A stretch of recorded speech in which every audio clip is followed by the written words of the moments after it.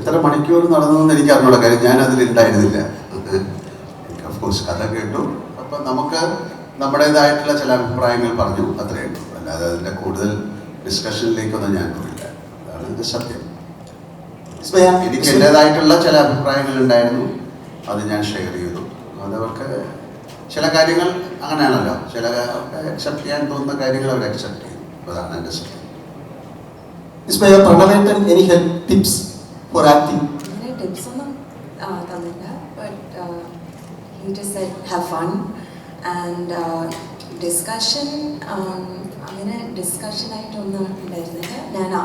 ഞാനും അമ്മയും ഇതിനെ പറ്റി സംസാരിച്ചു. ആൻഡ് സ്റ്റോറി ഭയങ്കര ഇഷ്ടപ്പെട്ടു. എനിവേസ് ഹലോ, ഇവിടെയാണ്. നമസ്കാരം. തുടക്കം നല്ല സംഭവമായിട്ട് ജൂഡിൻ്റെ അടുത്തേക്ക് വരുന്നുണ്ട്. ആദ്യം ലാലേട്ടനോട് തന്നെയാണ്. ലാലേട്ട, ഒരച്ഛൻ എന്ന നിലയിൽ ഏറ്റവും അഭിമാന മുഹൂർത്തത്തിലാണ് ഇപ്പോൾ താങ്കൾ. അതിന് സ്റ്റേജിൽ നിൽക്കുമ്പോൾ തന്നെ താങ്കൾ പറഞ്ഞു, അതൊരു സന്തോഷം. ഞങ്ങളെല്ലാം കുട്ടി തന്നെയാണ് വിസ്മയ. ലാലേട്ട അഭിനയിക്കുന്ന സമയത്ത്, ലാലേട്ടൻ അഭിനയത്തിന്റെ കാര്യത്തിൽ എല്ലാം വരാം, വിസ്മയോടൊപ്പം ആ ഷെയർ ചെയ്യുമ്പോൾ, ക്യാമറയ്ക്ക് മുന്നിൽ ഷെയർ ചെയ്യുമ്പോൾ ലാലേട്ടന് തോന്നിയ ആ മുഹൂർത്തം എന്തായിരുന്നു ആ സമയത്ത്?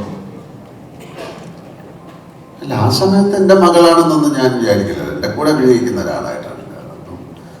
മകളായിട്ട് വിചാരിച്ചാൽ നമുക്ക് ചിലപ്പോൾ അഭിനയിക്കാൻ പറ്റില്ല. അങ്ങനെ ഒരു പെർഫോം ചെയ്യുന്ന സമയത്ത് അങ്ങനെയാണ്, ഒരു ക്യാരക്ടറായിട്ടാണ്. അപ്പോൾ അവർക്ക് അവർ പറയുന്ന, അല്ലെങ്കിൽ അവർ നമുക്ക് തോന്നുന്ന കാര്യങ്ങൾ നമുക്കിങ്ങനെ ചെയ്യാം, അല്ലെങ്കിൽ it's A give and take എന്ന് പറയുന്ന രീതിയാണ്. അപ്പം അതുകൊണ്ട് അഭിനയിച്ച് കഴിഞ്ഞിട്ട് ആ സിനിമ കാണുമ്പോൾ കുറച്ചുകൂടെ നമുക്ക് ഫീൽ ചെയ്യാം. അല്ലാതെ അഭിനയിച്ചുകൊണ്ടിരിക്കുമ്പോൾ ഞാൻ എൻ്റെ കൂടെയുള്ള ഒരു കൊളീഗായിട്ട് ഞാൻ വിചാരിച്ചിട്ടുണ്ട്. അച്ഛൻ്റെ അടുത്ത് ചോദിച്ച ചോദ്യം തന്നെയാണ്. സിനിമകൾ ഒത്തിരി അച്ഛൻ്റെ കണ്ടിട്ടുണ്ട്. ഏറ്റവും ഇഷ്ടപ്പെട്ട സിനിമ കിരീടമാണെന്ന് പറഞ്ഞിട്ടുമുണ്ട്. ഈ സിനിമയിൽ അച്ഛൻ്റെ മുന്നിൽ പോയെന്ന് ഒരു ഡയലോഗ് പറയുമ്പോൾ, ജൂഡ് പറഞ്ഞു തരുന്ന ഡയലോഗ് പറയുമ്പോൾ എന്തായിരുന്നു ആ ഫീൽ?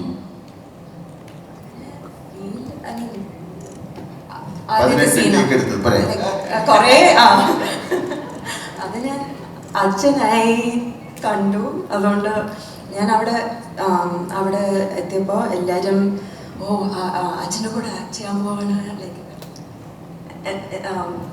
എക്സൈറ്റ്മെന്റ് ഉണ്ടായിരുന്നു. I was nervous. So, yeah. ഞാൻ nervous ആയിരുന്നു. 18 അല്ല 16 sorry. അച്ഛൻ ഹെൽപ്പ് ചെയ്തു, ചൂട്ടാൻ ഹെൽപ്പ് ചെയ്തു. എനിക്ക് ആദ്യത്തെ സീനിൻ്റെ ഫസ്റ്റ് ഷോട്ടായിരുന്നു പ്രശ്നം. പക്ഷെ പിന്നെ സീനിലോട്ട് പോയപ്പോൾ ഓക്കെ ആയിരുന്നു. അല്ല, അങ്ങനെ ഒന്നും ചിന്തിക്കാൻ പരമ്പരയില്ലല്ലോ. കാരണം നമ്മളൊരു സിനിമയാണല്ലോ ചെയ്യുന്നത്, ഒരു ക്യാരക്ടറിനെ ബേസ് ചെയ്തിട്ടാണ് സിനിമ. ആ ക്യാരക്ടറും അതിൻ്റെ കൂടെ ഉള്ള ക്യാരക്ടേഴ്സ് വെച്ചിട്ടാണ് സിനിമ. ഞാൻ തമാശയ്ക്ക് ഒരു ദിവസം ലൊക്കേഷനുമായിട്ടടുത്ത് പറഞ്ഞു, ഇങ്ങനെ തോളി ജനിച്ച് നടക്കുമെന്ന് ചോദിച്ചു. വെറുതെ വീഡിയോ എടുക്കാനായിട്ട് അതെനിക്ക് പോസ്റ്റ് ചെയ്യാനായിരുന്നു. പക്ഷെ മായ സമ്മതിച്ചില്ല, അത് പറ്റില്ല എന്ന് പറഞ്ഞു. പിന്നെ ഒരു സീനിൽ ഞാനിങ്ങനെ ചോദിച്ചു, എന്താ മോനെ അവനെന്തോ ചുമ്മാ തമാശ, പടത്തിലൊന്നുമില്ല. കാരണം നമ്മൾ സിനിമ ഇപ്പം ലാലേട്ടൻ റെഫറൻസുകൾ ഞാൻ യൂസ് ചെയ്തിരിക്കുന്നത് പോലും സിനിമകളിൽ അത് വളരെ ബ്ലെൻഡായിട്ട് പോകുമ്പോഴാണ്, അല്ലാതെ ഒരു ഫോഴ്സ്ഡായിട്ട് നമ്മളൊരു സാധനം യൂസ് ചെയ്തിട്ടില്ല. ഈ സിനിമയിൽ അങ്ങനെ ഒരു ഏരിയ വന്നില്ല. അതൊരു അറിയില്ല. പിന്നെ ഞാൻ മനഃപൂർവ്വം ഒരു സാധനം ചെയ്യാൻ ആലോചിക്കാറില്ല. സിനിമയുടെ എന്താണോ അതിൻ്റെ തിരക്കഥയിൽ എന്താണ് ആവശ്യപ്പെടുന്നത് അതിൻ്റെ കൂടെ യാത്ര ചെയ്യാനാണ് കൂടുതൽ ഇഷ്ടം. ആൻഡ്രു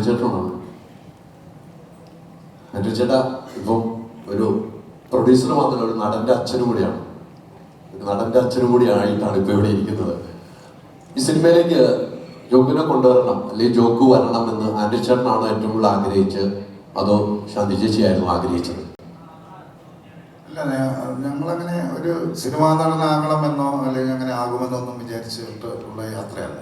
ഈ കഥ കേട്ടു, മായയുടെ ഒരു സിനിമയുടെ കഥയാണല്ലോ കേൾക്കുന്നത്. അപ്പോൾ ആ കഥ കേൾക്കുന്ന സമയത്ത് നമുക്കതിലേക്ക് ഇന്നൊരു ക്യാരക്ടർ ചെയ്താൽ നല്ലതല്ലേ എന്നുള്ളൊരു ആശയം ഉണ്ടായി. അത് എല്ലാവർക്കും സ്വീകാര്യമായി അങ്ങനെ വന്നതാണ്. അല്ലാതെ അതിന് വേണ്ടിയിട്ടൊരു തയ്യാറെടുപ്പും കാര്യങ്ങളൊന്നും ഉണ്ടായിരുന്നില്ല. സത്യത്തിൽ അങ്ങനെയൊന്നും ഉണ്ടായിരുന്നില്ല.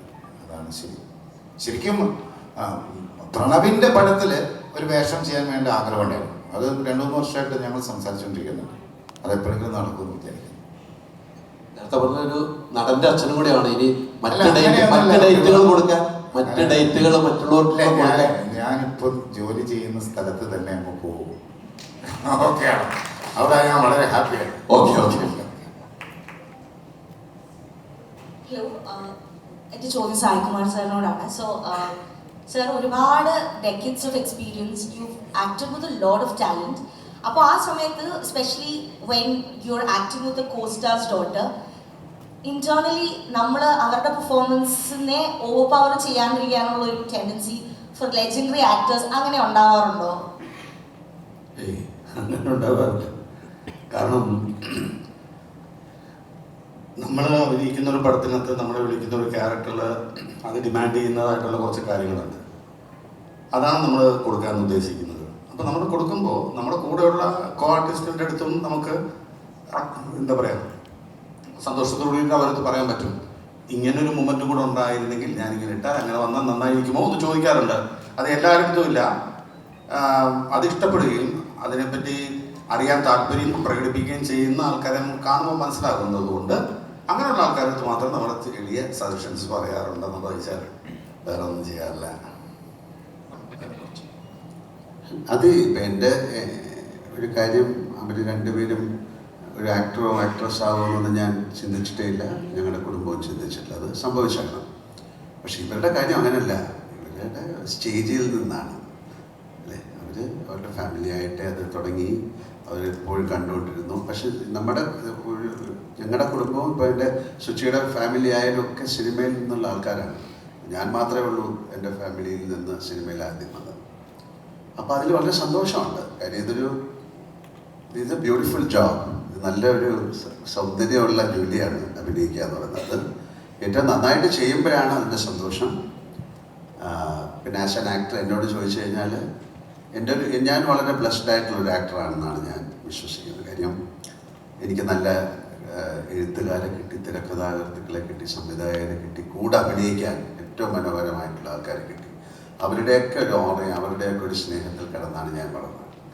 ഈ കുട്ടികൾക്ക് അങ്ങനെ കിട്ടട്ടെ എന്ന് ഞാൻ പ്രാർത്ഥിക്കാം. അല്ല, ഞാൻ എൻ്റെ ഫാമിലിയിൽ 2 പേരെന്ന് പറഞ്ഞുകൊണ്ട് അവർക്ക് കാര്യമില്ല. ഇവരൊക്കെ അത് പ്രൂവ് ചെയ്ത് അവർ ആൾക്കാരാണ്. അപ്പോൾ ഈ ഒരു ആക്ടറിന് ഒരു നല്ല വേഷം കിട്ടുക എന്ന് പറയുന്നത് ഭയങ്കര ഭാഗ്യമാണ്, ഏത് ആക്ടറായാലും. അപ്പം ഇവർക്കും അങ്ങനെ നല്ല വേഷങ്ങൾ കിട്ടട്ടെ, നല്ല സംവിധായകരെ കിട്ടിയിട്ട് കൂടെ അഭിനയിക്കാൻ. പക്ഷേ എനിക്കുള്ള സങ്കടം എന്ന് പറഞ്ഞാൽ എൻ്റെ കൂടെ അഭിനയിച്ച പലരും നമ്മുടെ കൂടെ ഇല്ല.